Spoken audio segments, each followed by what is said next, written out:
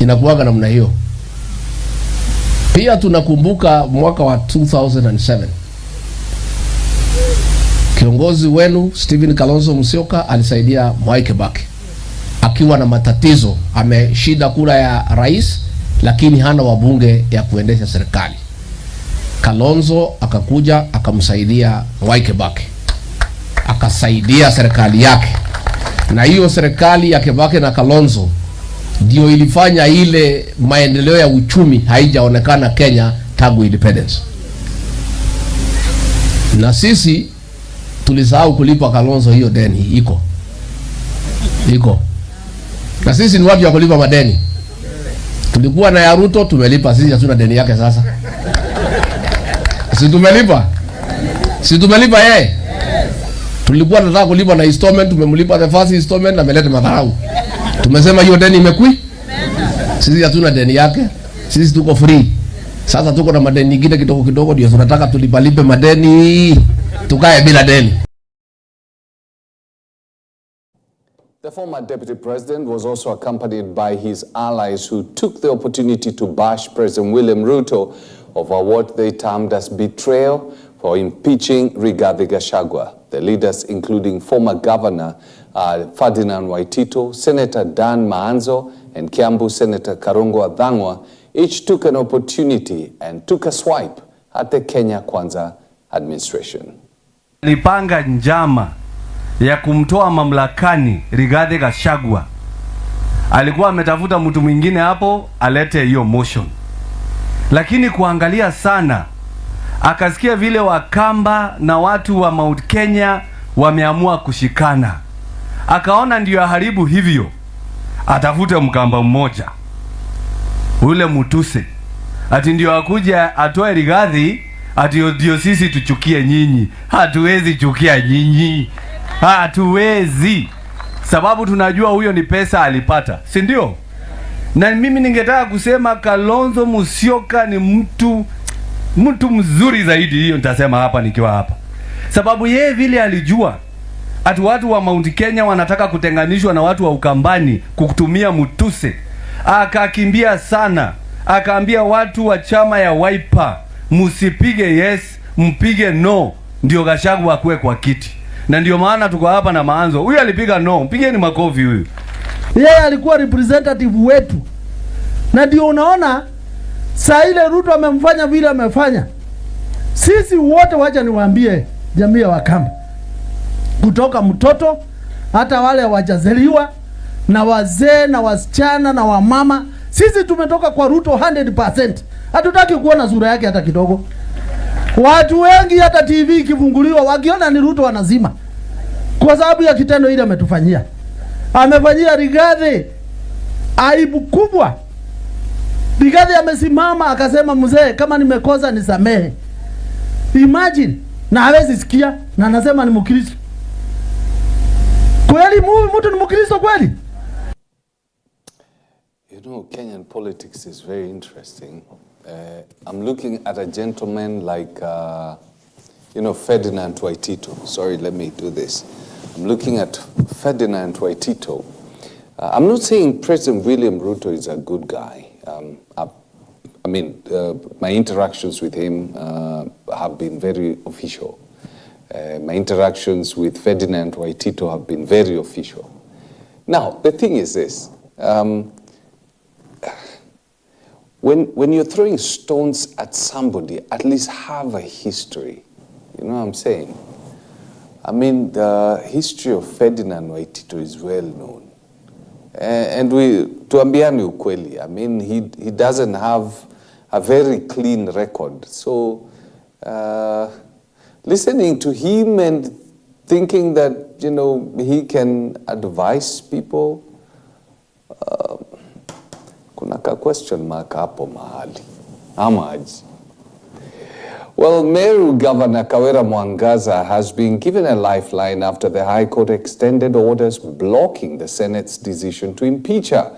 High Court Judge Bahati Mwamunye ruled that Mwangaza's application has met the threshold required for the extension of the orders.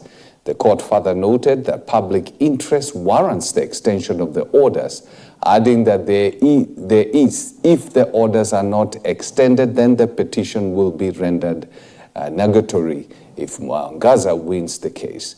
The court was told that Mwangaza would suffer prejudice and that the petition would be an academic exercise. It means that the case will be heard fully. The matter will be mentioned on the 20th of this month. The ex parte conservatory orders issued by this court on 21st August 2024 are confirmed and extended for a period of 120 days from the date hereof, and in that time the petitioner shall continue to serve as the governor of Meru County, with the proviso that the judgment in this matter may be rendered before the lapse of those 120 days from the date hereof. D, each party to bear its own costs for the two applications. And finally, E, directions on the hearing and determination of the petition within the period set out in C above shall be issued by this court immediately after the delivery of this ruling.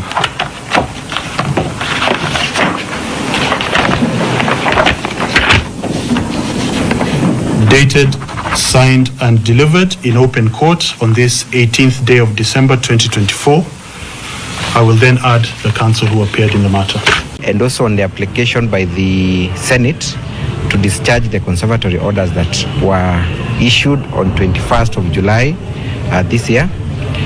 So the court has proceeded and confirmed those orders, but also it has proceeded and given very stringent directions on the timely disposal of this matter. So we intend to comply with those directions, but as of now, the position is that the governor of Meru remains to be on Abukawera Mwangaza. She will continue discharging her duties until such a time when judgment will be delivered on merit. Thank you. I'm so happy today. I want to thank our court and also our people for support. Now, I believe that the days that we have been given, we will comply with the court, and I believe that whatever God has given to a person, none can take it from that person. So I believe even after 100-something days, God will still give us a miracle, and that is my faith. Mine is to thank my supporters. So many have been praying for me, and I believe their prayers have been answered. God bless you all, especially mamas from Meru County. I think this is the best Christmas gift the Meru County people have received or were hoping to receive. To have the governor back for another 120 days as the petition wishes to be concluded. And I think it's also a big win for the entire country, because this matter was, the decision on this matter was going to affect not just the governor of Meru County, but the entire country in terms of the way matters are supposed to be decided concerning impeachment. We wish to thank the court for being bold and upholding the rule of law.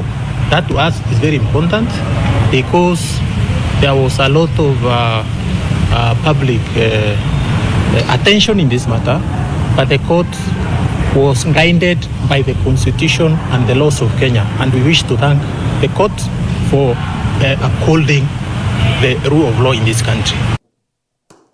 At least that's one lady who's going to be enjoying her Christmas, right? Quite a number of people had thought she was not going to be in office by the end of this year. I remember there's a member of parliament from Tindi, or somebody from, a member of parliament from Western Kenya, let me remember his name, who had told the former deputy president that he will, this Christmas, he will celebrate it as an ordinary citizen. How true that was. Things changed, and changed pretty fast. Now, fierce fire destroyed property of unknown value at the Modern Furniture Pacific shop in Ruiru, Kiambu County. Now, police and witnesses said the fire broke out at around 7 a.m. on Wednesday inside the furniture shop before spreading to other sections and burning several pieces of furniture. No injuries were reported.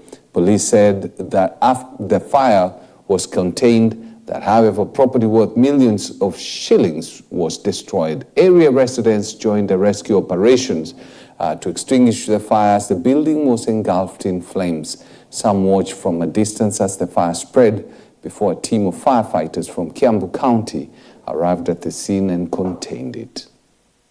We arrived here. We thank God that there was no casualties. When we checked on our incidents report, we tried to combine everything that our first members of the site, that is the police officers, they were here. They did a good job together with some of the workers of the modern furniture. And we want to tell people, when such an incident happens, it's not a time for you to get free things. You come and steal property that are worth money. It's not good. First thing, think of saving your lives. Think of saving that other person's life. Police officers rushed to the scene, accompanied by firefighters from Thika and Ruiru. The fire was contained. Several furniture and timber were burned down. We are told during the incident there was some welding work going on. And during the night, as from 11 p.m. we had a blackout, which resumed the power resumed at around 6:00 hours, and this is exactly what happened. The incident happened at that time. So maybe we suspect it might have been related to the blackout and the works that were being done. So mi naambia client wetu wasistuke wenye wameoda vitu online, vitu zao timeline yetu yenye huanga unapatiwa ukionda kitu Modern Furniture Pacific still remain the same. Hakuna kitu ina change. Ile duka imeguzwa tu kidogo, ni duka ya branch ya Nairobi. Imeguzwa tu kidogo, but by tomorrow duka zitakuwa open. Hakuna, hautakuja useme unataka kumake order ukose. Hautakuja kwa duka yetu useme nataka kitu fulani ukose, because hakuna showroom haijashomeka, hakuna kitu ya showroom imeshomeka. Ile imeshomeka ni factory mzima imeshomeka. So mi fear yangu ni watu wenye wanakulaga factory ya Modern Furniture Pacific. More than 300 pupils saa hii wako desperate. Hawajui wataenda wapi. Hawako kazi.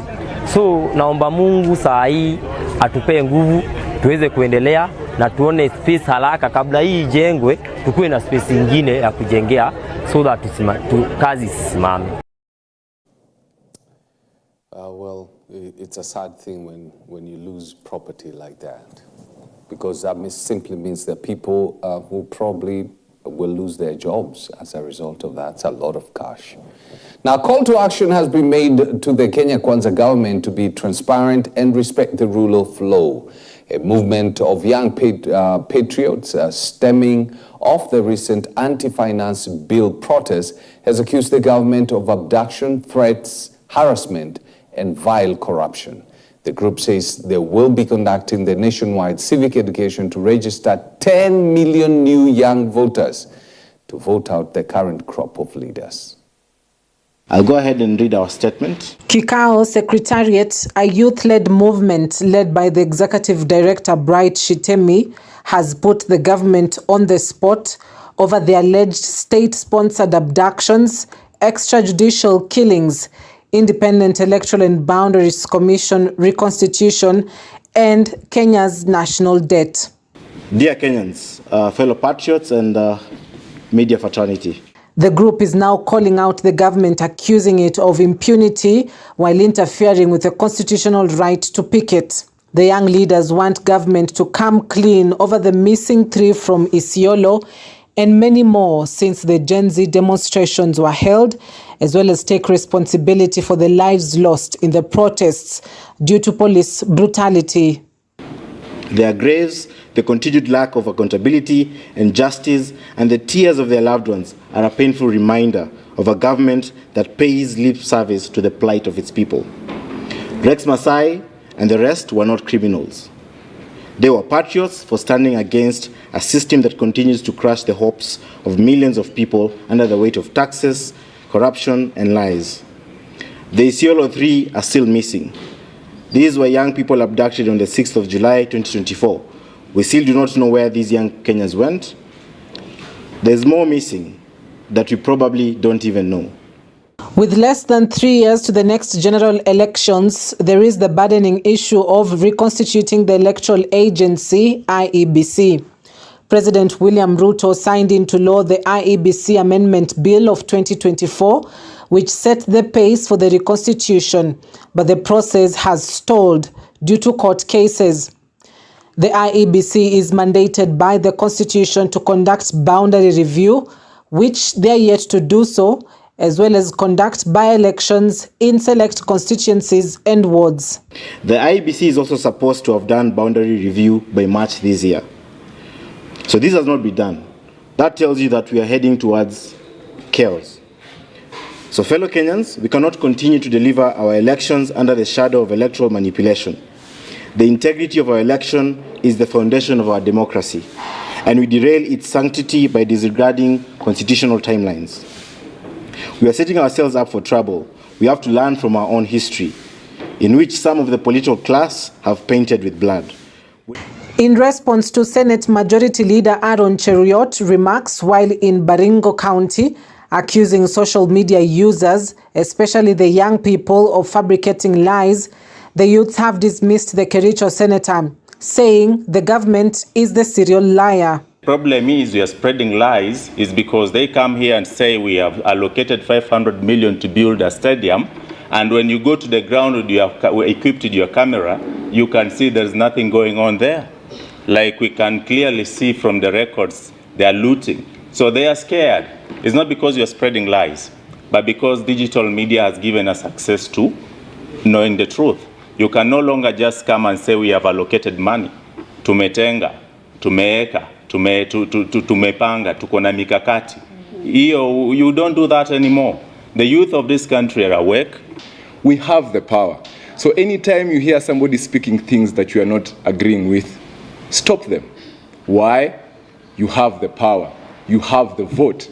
You have your ID. Kikao Secretariat has also expressed its support for the clergy for overwhelmingly speaking against lies, corruption and impunity by the Kenya Kwanza regime, affirming that Kenyans should not allow politicians to weaponize places of worship to sanitize their misdeeds. 2024 has been a significant year in Kenya's political landscape, with the Gen Z uprising sending shockwave across Kenya and across the world. Youths have been at the forefront, keeping the government in check and calling for accountability, putting in mind the 2027 elections. The big question now is, will they succeed in the long run? Cynthia Nanjala, EBN TV, Nairobi. Thank you, Nanjala. Sema kimeumana! Because these are young men, if they actually achieve what they're talking about, trying to get at least, they say, around 10 million voters, young people, it's going to change the election equation in 2027. All right, we go for a short break. When we come back, we're going to look at the newspapers, what's happening. We've got some interesting pictures here and faces, and I'll tell you about them in a while.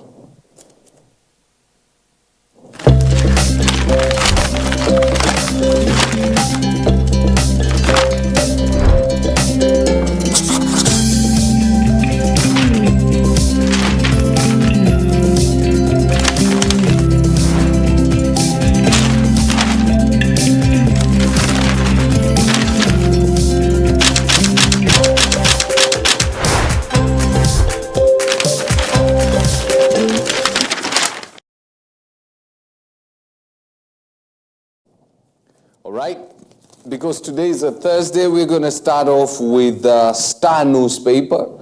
And it has Titanic duo. Deposed Deputy President has vowed to mount formidable comeback in the next polls. Showdown, Ruto versus Gachagua in 2027. From what he's saying, you can almost speak what he's going to do.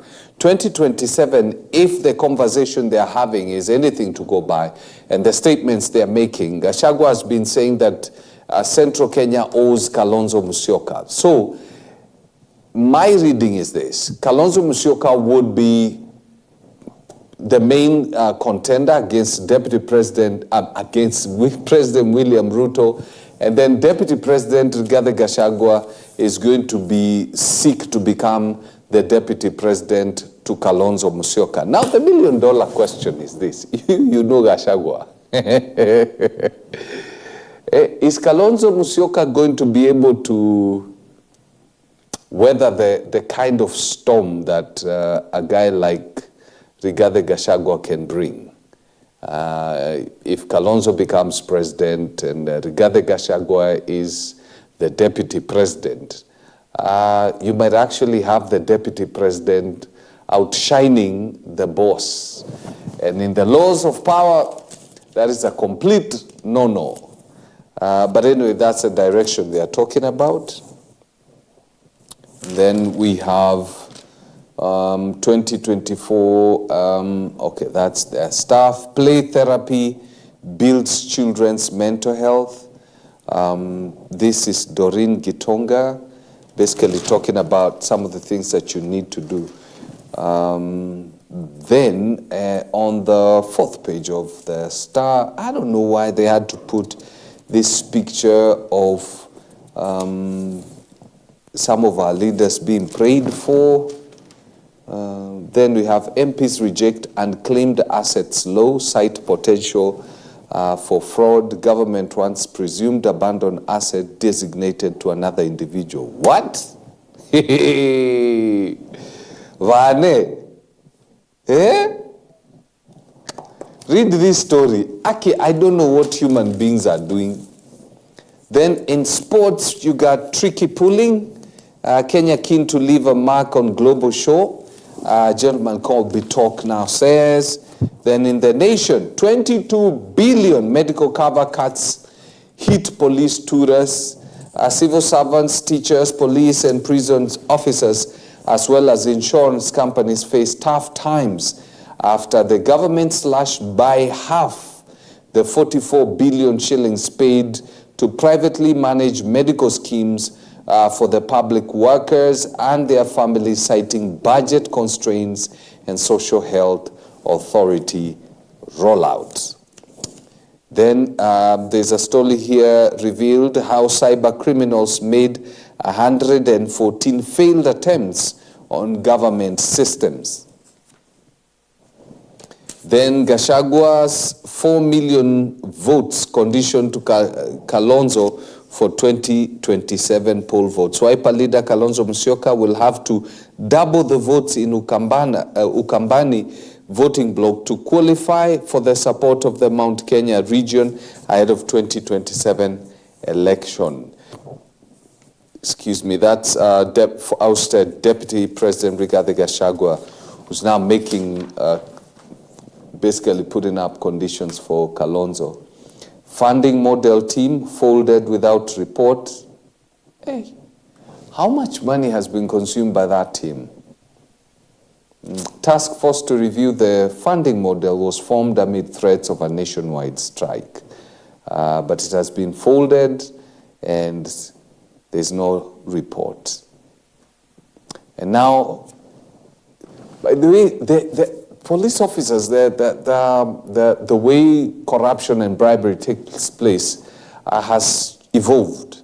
As now, according to The Nation, the evolution, it's gone from mobile money to fat loot from matatu circles. Officers or county enforcement personnel get into matatus, have a brief chat with the driver, and then alight seemingly empty-handed. Seemingly meaning what you see is not what you get. 22 billion health cover cuts to hit civil servants, tutors and police. Wow, this is revealed. Cyber criminals attempted to attack key state infrastructure 114 times. The Standard, vaccination question.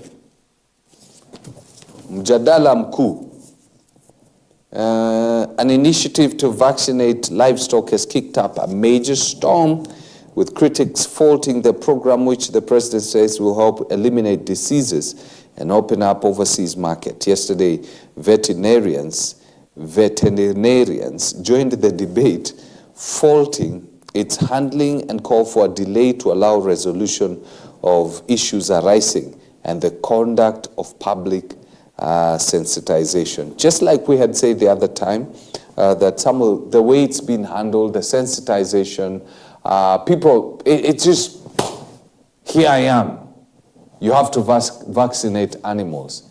And so because there's no proper civic education, so public sensitization of the same, I mean, you have conspiracy theories, and some of them are not far-fetched, by the way.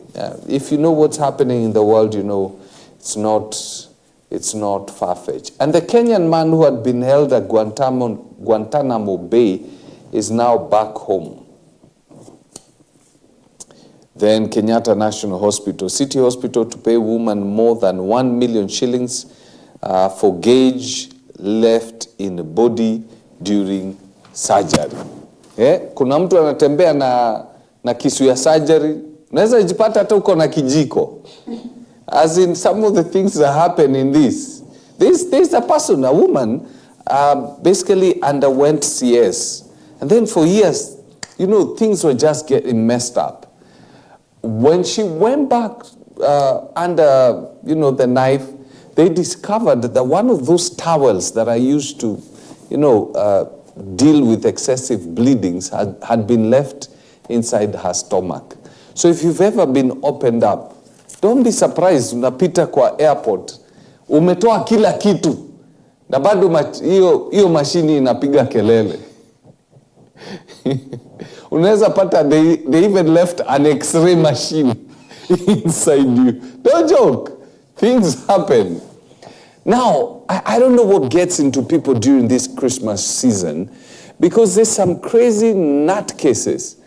Guys who've been along the Kajiado, Namanga Road, they've done such a crazy thing. Alice, if you have that video, please, you can play it for me.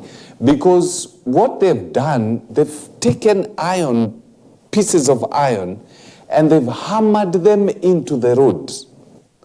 They've hammered these things into the road. And you know that road is Nyue. Sorry, Alice, do you have the video? Yeah, okay. As we play this, just see what they've done on the road. They've hit those...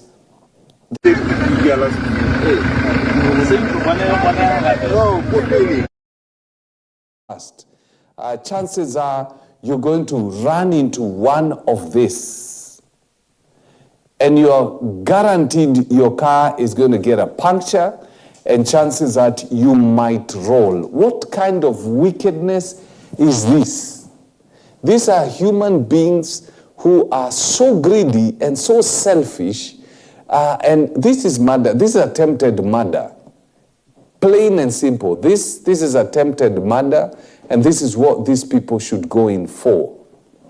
Arrest, police should, I don't know what they should do, but find these guys.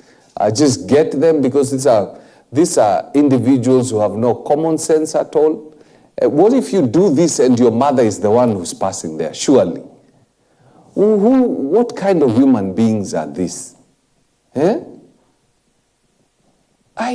You see the length of those pieces of iron on the road, on a highway. I mean, and people drive very fast here. So whoever has done this, the intention is to have you roll, crash. They don't care about your life. This is crazy. This is really crazy. May the Lord who sits in heaven remember. Because you know, they say that you dig a snare and then you fall into it yourself. May that happen to them, because the person who did that has no heart whatsoever. He's a cold-blooded killer. And if these guys had not found out, can you imagine what would be happening to people? And you know, you can imagine it's a public service vehicle passing there, and it gets a tire bus, it rolls. And then these guys, these degraded human beings, go and start robbing the people who have crashed. It's very annoying. Anyway, what do? We just pray for them. Satan has his children, and those ones, those must be firstborns wa shetani. If you can do that, firstborn kabisa.